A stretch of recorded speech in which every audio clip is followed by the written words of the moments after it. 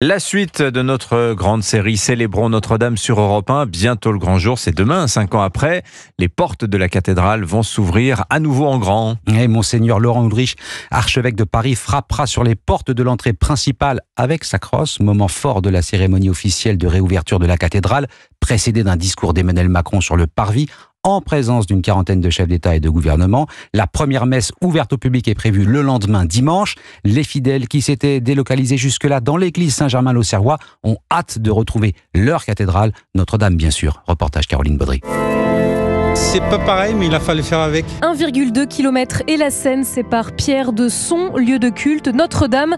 Dans cette église de substitution plus confidentielle, ce croyant de 56 ans compte les jours. Notre-Dame, ça s'explique pas. La messe le soir, par exemple, c'est comme si c'était une messe de dimanche. Il y a toujours l'orgue, c'est toujours animé. C'est pas le même niveau que les autres paroisses. Présent le soir de l'incendie, cet aide-soignant n'a jamais remis les pieds à Notre-Dame. Il a suivi ses chapelains comme le prêtre Henri de Villefranche. Les forces vives, entre guillemets, de Notre-Dame ont trouvé un terrain d'entraînement. Il célèbre devant une poignée de croyants l'une des dernières messes ici, avant un grand retour sur l'île de la Cité. On va continuer, ça sera un peu différent parce que ça sera quand même beaucoup mieux organisé.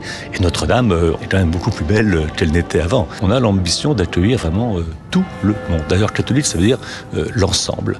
À un temps où tout le monde est un peu divisé les uns contre les autres, il y a un message de paix qui me paraît fondamental à signifier. Notre-Dame, c'est autre chose, lance-t-il les yeux rieurs avant de filer à la cathédrale pour les répétitions de réouverture. Il guidera avec 150 bénévoles les fidèles dans le monument qu'il qualifie désormais de véritable bijou.